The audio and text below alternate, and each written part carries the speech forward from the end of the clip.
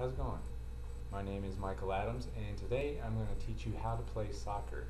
My purpose is to inform the audience on the basics of what is called the world's game. What comes to mind when you think of soccer? In America, we associate soccer with Europeans or South Americans who kick a ball up and down a long grass field, seemingly running to their heart's width. Little do you know the passion, drive, and talent or fitness level needed to play a full 90 minutes. I'm sure that all of us at some point as kids have played the game, didn't like it, and went on to play baseball, football, or basketball. Basically something more American, something you see more mainstream in the United States.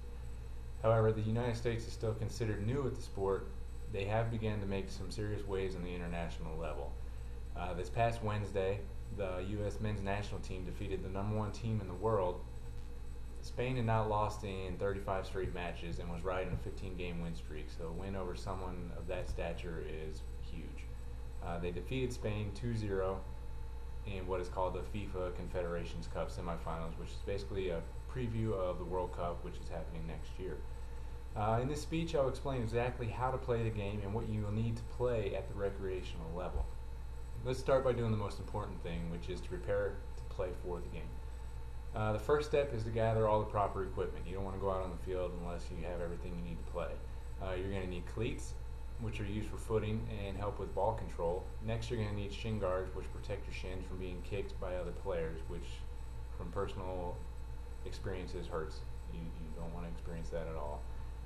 Lastly, what would the game be without a soccer ball? You know, it's the main thing you need when playing the game.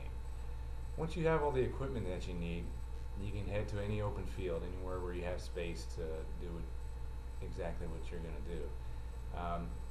Your next step in the whole process is you're going to learn how to control a ball.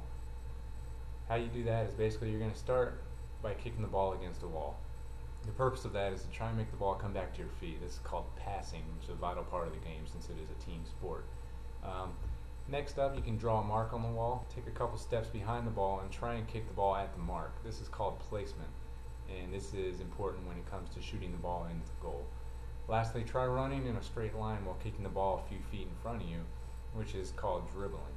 That is also a vital part of the game. Now that you know the basics, I will go into the rules and the objectives. Here are the rules of the game of soccer. Use of the hands is not allowed with the exception of the goalie, whose job it is to keep the ball out of the goal. An offensive player may not be behind the last defender at the time the ball is played to him. This is considered offsides. Aggressive play during a match will result in a yellow card towards a player. 2 yellow cards in a game can result in a red card, which is immediate expulsion from the game. Aggressive play with the intent to injure results in a direct red card. Again, a red card means immediate removal from the current situation, current game, but also means that you're not eligible to play in the next game as well if you're participating in any sort of league. Games consist of 2 45-minute halves equaling 90 minutes. If there's any tie after 90 minutes, you're going to go into 2 15-minute overtime periods. And if the game is still tied after those 2 15-minute periods, then you're going to go into what's called a shootout, where you take your best 5 players and they line up in the penalty spot and attempt to score a goal. You're one-on-one with the goalkeeper. The objectives of the game of soccer are quite simple. The first and only objective is to place the ball in the opposition's goal using only your feet or head. As I said before, hands are not allowed. All the while following the rules of play. Now that you know the basics of the game of soccer, now go out and give it a try. What else you got to lose? Okay, today I explained the basics of soccer. I showed you how to improve using different practice techniques. I showed you how to prepare yourself for the game, and I explained the rules and the objectives of the game. You know, soccer is a great way to learn teamwork and sportsmanship, and is also a great way to get into shape. If you decide to give it a try, make sure you play by the rules and use the proper safety equipment to avoid injuries. My name is Michael Adams, and I appreciate you listening to my speech on how to play the game.